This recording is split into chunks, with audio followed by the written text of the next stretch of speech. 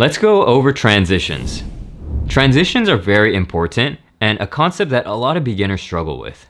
Now, for transitions, you want to make sure you're comfortable with your move so that it's automatic. If we're taking a finger roll, right? You want to be so comfortable with this move that you could stop it at any point and then go in a different direction. So if we're doing this one, I'll stop it halfway and then go back the opposite way. When you're so comfortable with a move that you're able to stop it halfway, then you'll be able to move out of it in different ways. One way to melt your finger rolls is think about the beginning and end of your two positions that you want to melt together. So we'll do the finger roll like this. We'll mix in this finger roll with this position right here. This is going to be our ending position, and then this finger roll is going to be our starting position. And so think about your hand placement, right? One hand has to get on top of the other hand somehow, and it has to point into this pointer finger gun somehow. And so what you could do is think about the finger roll. Where does the finger roll end where I can get into one of those moves? And so if I go like this, I have a gun. Next, I want to make sure that this hand can rotate this way, or that this hand can rotate this way so that it could be facing down. And so what I could do is I could open it up this way and then do like a stack motion where you flip it up, and then you could come under here like this. Or you could come right in position right here. From here you could rotate, and then you could slide it over and open, boom.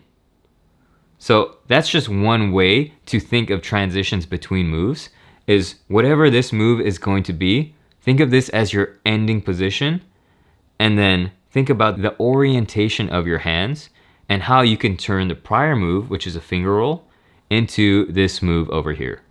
A beginner mistake that I see very often, and something that I did a lot when I was starting, is flowing out of incomplete moves.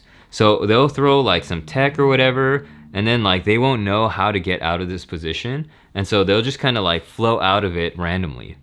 That does not work for impacts. And so you want to be comfortable with completing your moves before trying to transition into another one. It's very easy to flow out of a move anytime that you want. And so find an artistic way to transition from one concept to the other.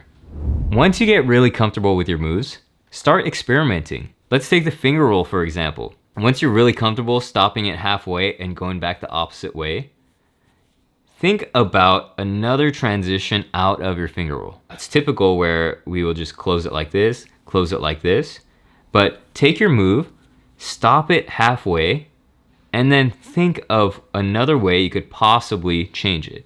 And so one way would be, instead of completing the finger roll, I could totally just leave this pinky open, and then you could like tilt the thing up, and then you could bring this one here, and then you could go like this, and then you could go into different tutting sequences if you want. As a beginner, you want to complete your moves so that they're not sloppy. And then as you start leveling up, you could take those moves, split them in half, and find different ways to transitions out of them. Again, if you have any questions on your specific transitions, that's what we have the Facebook community for.